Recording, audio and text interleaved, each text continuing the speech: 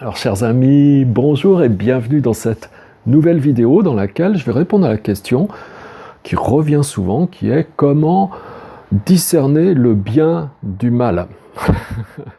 Donc je vais développer une petite réflexion là-dessus.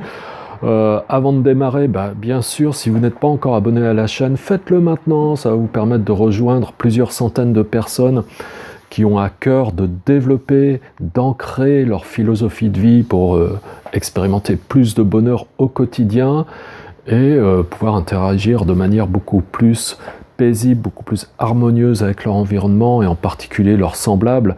Voilà, donc abonnez-vous si ce n'est pas encore fait. Voilà, donc comment discerner le bien du mal? C'est vrai que c'est une question qui est difficile parce que ma foi, on évolue sur un plan relatif, et donc ma vérité n'est pas forcément votre vérité. Et comment prétendre que moi j'aurais plus raison qu'un autre? Et finalement, comment s'y retrouver là-dedans? Parce que finalement, on dit que on évolue sur le plan de la dualité, de la relativité.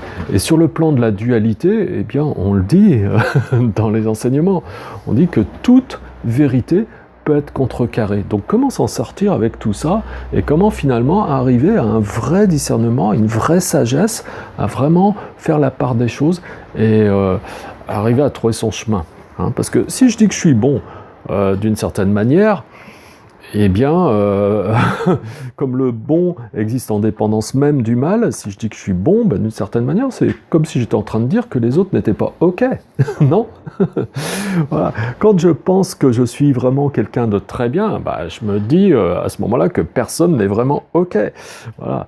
Et en fait, c'est pas une question de bien ou de mal, c'est une question, est-ce qu'on est vraiment, comment dire, est-ce qu'on est vraiment en harmonie avec soi-même, ou est-ce que on a finalement une certaine forme de déséquilibre qui fait qu'on n'est pas vraiment en harmonie avec soi-même? Parce que peu importe la manière de composer avec cette dualité, parce que même si on décide d'accepter le mal en tant que tel, eh bien derrière il y a cette idée de bien qui est venue de cette perception même du mal, et à partir du moment où moi je me définis comme bon, c'est un petit peu comme si je sépare le monde en deux, donc je ne suis plus dans l'union, je suis dans la séparation, d'accord? Maintenant, nous, en tant qu'êtres humains, qu'est-ce qui nous caractérise, par exemple, par rapport à l'animal, Alors, parce qu'on a un corps physique, donc c'est vraiment quelque chose qui nous rapproche de l'animal et qu'on a en commun avec l'animal, c'est cette dimension charnelle, on va dire. Donc, de ce point de vue-là, on est comme l'animal.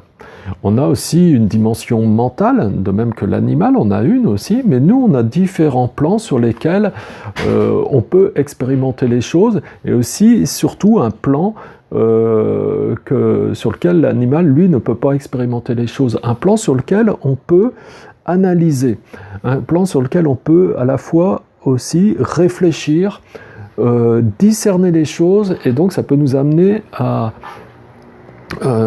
décider de prendre telle ou telle orientation. Simplement que parfois, notre conscience est là, c'est-à-dire on est vraiment pleinement présent avec l'expérience du moment, avec la situation extérieure, on est pour autant intérieurement pleinement présent, c'est-à-dire que c'est comme si les deux étaient là ensemble, quoi. Et à ce moment-là, ça se passe bien. Et parfois, parfois on arrive à être là, et parfois on n'arrive pas à être là, c'est-à-dire qu'on est complètement guidé par les situations, c'est-à-dire on est emporté par les situations. Et là, on n'est pas là. C'est-à-dire, et à ce moment-là, dans un cas, eh bien, la situation va faire qu'on va devenir une personne, et dans un autre cas, une autre situation va nous amener à devenir une autre personne. Je prends un exemple, si je me trouve en compagnie de quelqu'un de méchant, eh bien, je vais moi-même devenir méchant si je me laisse aspirer par la situation. De la même façon, si je suis avec quelqu'un qui se met en colère, eh bien, si je me laisse aspirer par la situation, je vais devenir moi-même en colère. Parfois, eh bien, je peux être sous l'emprise de mes instincts et je vais avoir des réactions instinctives.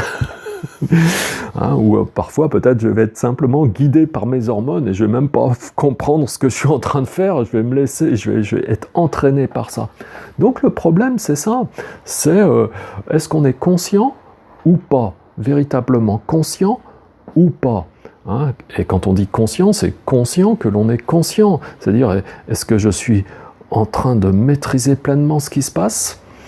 Est-ce que je suis en train de maîtriser les différents processus de ma vie ou non? Parce que si en permanence je suis dans cette maîtrise toute naturelle, où la conscience est là, où je suis arrivé à un niveau de compréhension de qui je suis, de connaissance de qui je suis profondément, et que je suis vraiment aligné sur tous les plans, aussi bien au niveau du corps, que tous les plans de mon être sont alignés, c'est-à-dire le plan physique, le plan mental, le plan émotionnel, le plan spirituel.